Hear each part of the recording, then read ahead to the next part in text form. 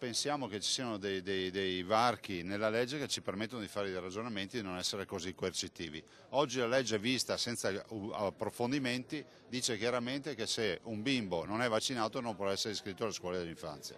Noi pensiamo che ci possano essere degli spazi per fare dei ragionamenti.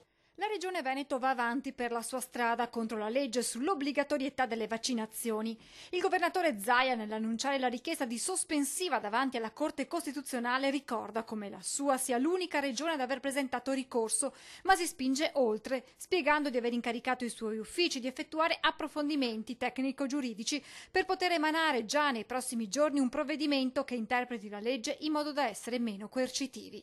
Intanto mancano 2 settimane alla prima campanella e per i genitori è una corsa contro il tempo. Da una parte coloro che devono far vaccinare i propri figli, dall'altra le famiglie che hanno già provveduto e che ora devono presentare la documentazione richiesta. La Regione ha inviato alle scuole già da tempo l'indicazione di mandare ai servizi di igiene pubblica un elenco dei bambini iscritti.